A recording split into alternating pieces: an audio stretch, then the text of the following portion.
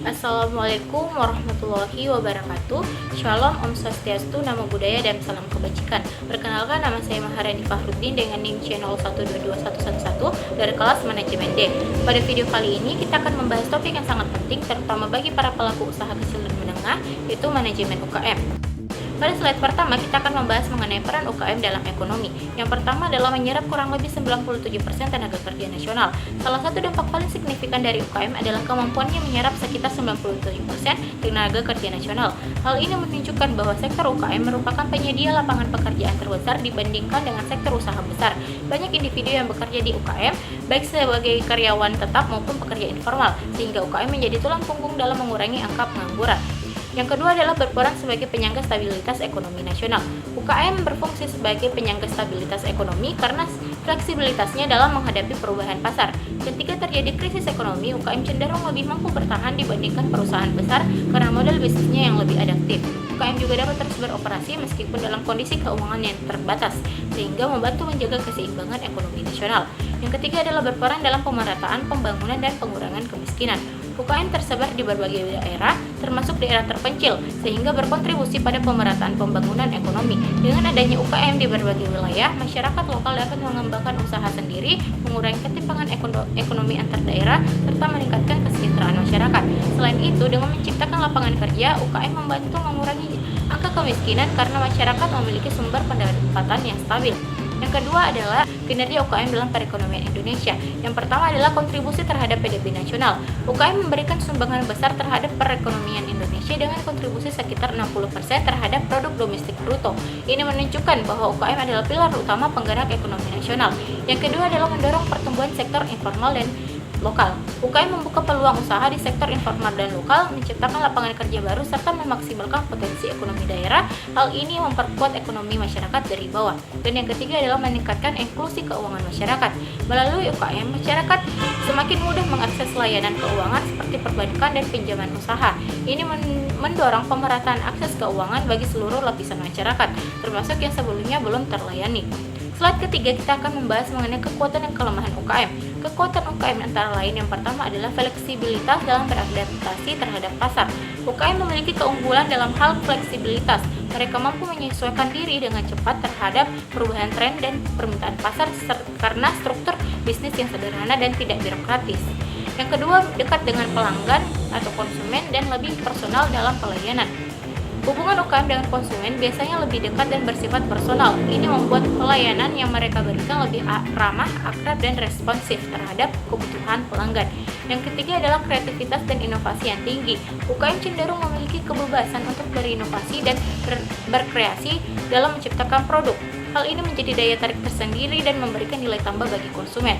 Kelemahan UKM antara lain yang pertama adalah keterbatasan akses terhadap permodalan. Banyak UKM mengalami kesulitan dalam memperoleh pembiayaan atau pinjaman baik dari bank maupun investor.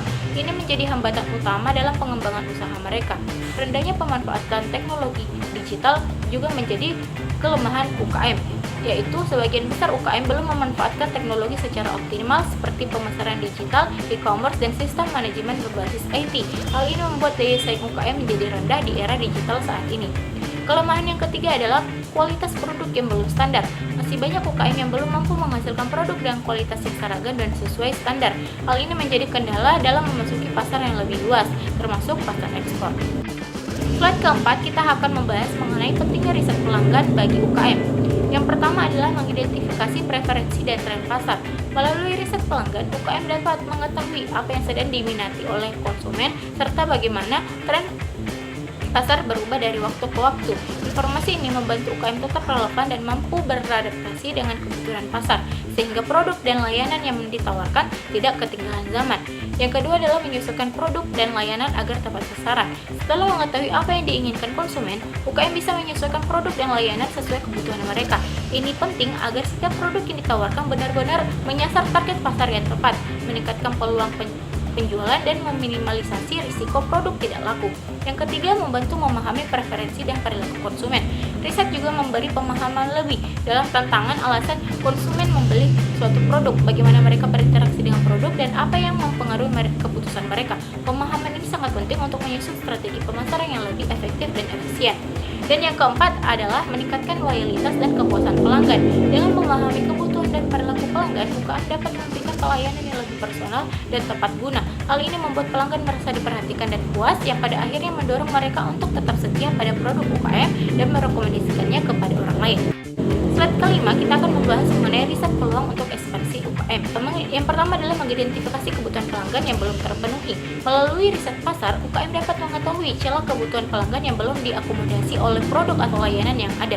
Dengan mengetahui area yang belum tergarap, UKM memiliki peluang untuk menciptakan solusi yang unik dan relevan sehingga bisa memenangkan hati pelanggan. Yang kedua adalah mengantisipasi perubahan tren dan dinamika pasar. Pasar selalu berubah seiring waktu. Dengan riset, UKM dapat memantau tren yang sedang naik daun maupun yang mulai meredup. Ini memungkinkan UKM untuk bersiap menghadapi perubahan dan tetap kompetitif di tengah dinamika pasar yang cepat. Yang ketiga adalah menemukan segmen pasar baru yang belum terjangkau. Riset juga membuka wawasan tentang kelompok pelanggan potensial yang selama ini belum dijangkau. Segmen ini bisa berasal dari wilayah geografis baru, kelompok usia tertentu, atau kebutuhan khusus yang belum dilayani oleh kompetitor. Dan yang terakhir adalah mengembangkan produk atau layanan yang lebih inovatif. Dengan memahami kebutuhan dan tren pasar, UKM dapat mengembangkan inovasi produk atau layanan yang lebih unggul. Inovasi ini bisa berupa peningkatan kualitas, model pelayanan baru, atau produk yang benar-benar baru dan membedakan UKM dari pesaing. Slide ke-6, kita akan membahas mengenai manfaat positioning berbasis nilai. Manfaat yang pertama adalah membangun diferensiasi produk yang jelas di pasar. Positioning berbasis nilai memungkinkan UKM untuk menampilkan keunikan produknya secara jelas di tengah persaingan pasar. Dengan nilai yang khas, misalnya kualitas, harga yang terjangkau, layanan personal, atau keberlanjutan produk, UKM bisa lebih menonjol dan mudah diingat oleh konsumen. Manfaat yang kedua adalah meningkatkan loyalitas dan kepercayaan pelanggan. Ketika konsumen merasa bahwa suatu produk atau layanan mereka benar-benar sesuai dengan nilai yang mereka cari, maka kepercayaan akan tumbuh. Kepercayaan inilah yang menjadi dasar dari loyalitas pelanggan jangka panjang. UKM yang konsisten dengan janji nilai akan lebih mudah menjaga hubungan baik dengan pelanggan. Ketiga adalah memperluas jangkauan pasar dan meningkatkan daya saing UKM. Dengan posisi nilai yang kuat dan berbeda dari kompetitor, UKM dapat memperluas jangkauan pasar mereka baik secara geografis maupun demografis. Hal ini juga membantu UKM bersaing dengan pemain yang lebih besar karena mereka memiliki keunikan yang tidak mudah ditiru. Slide ke-7, kita akan membahas mengenai tujuan utama strategi pemasaran dalam UKM. Yang pertama adalah meningkatkan penjualan dan keuntungan. Strategi pemasaran efektif membantu UKM menjangkau lebih banyak pelanggan potensial dan mendorong terjadinya transaksi. Dengan meningkatkan volume penjualan, otomatis keuntungan bisnis juga ikut bertambah. Ini merupakan tujuan utama yang ingin dicapai dalam jangka pendek maupun jangka panjang. Yang kedua adalah mengenalkan dan membangun citra merek. Pemasaran berperan penting dalam memperkenalkan produk dan membentuk persepsi positif terhadap merek UKM di mata konsumen. Citra merek yang kuat membuat produk lebih dipercaya dan diingat oleh pelanggan, sekaligus menjadi pembeda di pasar yang kompetitif. Yang ketiga adalah memperluas jangkauan pasar. Dengan strategi yang tepat, baik melalui media sosial, kolaborasi, atau distribusi yang luas, UKM dapat menjangkau wilayah atau segmen pasar baru yang sebelumnya belum tersentuh. Hal ini membuka peluang pertumbuhan yang signifikan. Keempat, meningkatkan loyalitas pelanggan. Strategi pemasaran yang baik tak hanya fokus pada akuisisi pelanggan baru, tetapi juga menjaga hubungan jangka panjang dengan pelanggan lama. Kepuasan dan pelayanan yang konsisten akan mendorong pelanggan untuk tetap setia dan bahkan merekomendasikannya kepada orang lain. Kelima, menyesuaikan produk dengan kebutuhan pasar. Pemasaran yang berbasis riset memungkinkan UKM memahami tren, selera, dan kebutuhan pasar yang berubah-ubah. Dari sana, produk dapat dikembangkan atau disesuaikan agar tetap relevan dan menarik di mata konsumen. Nah, slide ke-8 kita membahas mengenai langkah-langkah dan perencanaan untuk membangun produk dan jasa UKM. Langkah yang pertama, step yang pertama adalah keunggulan produk dan jasa UKM. Langkah pertama adalah mengidentifikasi keunggulan utama dari produk atau jasa yang ditawarkan oleh UKM. Keunggulan ini bisa berupa kualitas, harga yang kompetitif, keunikan bahan, layanan pelanggan yang cepat, atau keaslian produk lokal. Ini adalah fondasi awal untuk menciptakan nilai lebih yang membedakan UKM dari pesaing. Kedua adalah manfaat produk dan jasa UKM. UKM perlu merinci manfaat nyata yang diberikan produk atau jasa kepada pelanggan. Fokus bukan hanya pada fitur, tetapi juga pada produk atau jasa yang menyelesaikan masalah, memenuhi kebutuhan konsumen seperti kemudahan penggunaan, efisiensi waktu, dan meningkatkan gaya hidup. Yang ketiga adalah keistimewaan produk dan jasa UKM. Langkah ini menekankan pada nilai unik atau eksklusivitas produk. Apa yang membuat produk ini istimewa dibandingkan kompetitor? Bisa jadi dari sisi desain, cerita budaya di balik produk, sertifikasi halal, bahkan bahan ramah lingkungan. Keistimewaan ini bisa menjadi daya tarik emosional bagi konsumen. Yang keempat, produk dan jasa menguntungkan atau merugikan UKM. UKM harus melakukan evaluasi apakah produk dan jasa yang dikembangkan memberikan keuntungan secara finansial dan keberlanjutan atau justru membebani bisnis. Langkah ini penting untuk menilai kelayakan produk dari sisi biaya produksi, permintaan pasar, serta potensi jangka panjang. Slide ke-9 kita membahas mengenai strategi penetapan harga untuk UKM. Yang pertama adalah strategi harga berbasis biaya atau cost based pricing. Strategi ini menetapkan harga berdasarkan total biaya produksi ditambah margin keuntungan yang diinginkan.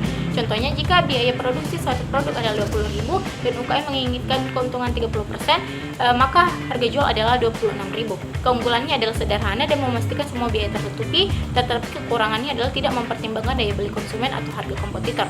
Yang kedua adalah strategi harga berbasis pasar atau market based pricing. Harga ditentukan berdasarkan harga pesaing dan kondisi pasar saat ini. UKM bisa memilih untuk menjual di bawah, sama, atau di atas harga pasar tergantung pada posisi merek. Keunggulannya adalah cocok untuk pasar yang sangat kompetitif. Kekurangannya bisa merusak margin keuntungan jika mengikuti pasar tanpa mempertimbangkan biaya produksi. Yang ketiga adalah strategi harga berbasis nilai atau value based pricing. Harga ditentukan berdasarkan persepsi nilai pelanggan terhadap produk atau jasa. Jika konsumen menilai produk sangat bernilai, maka mereka bersedia membayar lebih. Keunggulannya adalah dapat meningkatkan margin keuntungan jika berhasil membangun persepsi nilai. Kekurangannya adalah membutuhkan pemahaman mendalam terhadap target pasar dan strategi branding yang kuat. Yang keempat adalah strategi harga promosi atau psychological pricing. Menggunakan teknik psikologi dalam menetapkan harga, misalnya harga 49.900 terlihat jauh lebih murah dibandingkan 50.000. Keunggulannya adalah efektif untuk menarik perhatian konsumen dan meningkatkan penjualan dalam jangka pendek. Yang kekurangannya adalah bisa menurunkan persepsi nilai jika digunakan terlalu sering. Slide ke-10 kita akan membahas mengenai strategi dan taktik penetapan harga. Yang pertama adalah diskon dan promo musiman. Adalah strategi penurunan harga sementara pada waktu-waktu tertentu untuk menarik konsumen dan meningkatkan penjualan. Yang kedua adalah paket bundling produk atau nilai tambah, merupakan penggabungan 2 atau lebih produk dalam satu paket dengan harga khusus untuk memberikan nilai lebih bagi konsumen.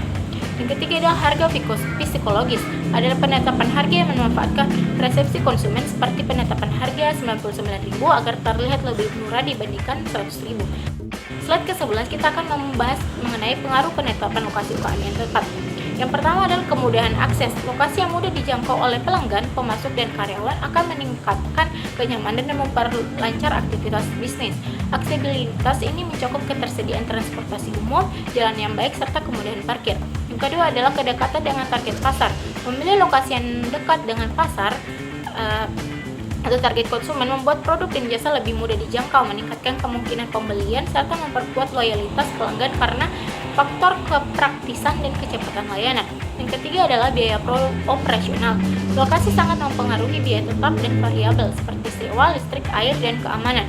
Pemilihan lokasi yang tepat dapat membantu UKM menekankan pengeluaran tanpa mengorbankan kualitas layanan atau kenyamanan operasional. Yang keempat, efisiensi rantai pasok. Lokasi strategis akan mempermudah distribusi bahan baku dan pengiriman produk ke konsumen. Ini membantu mempercepat proses produksi dan pengiriman serta menurunkan risiko keterlambatan atau kerugian logistik. Slide ke-12 kita akan membahas tentang pentingnya tata ruang yang efektif.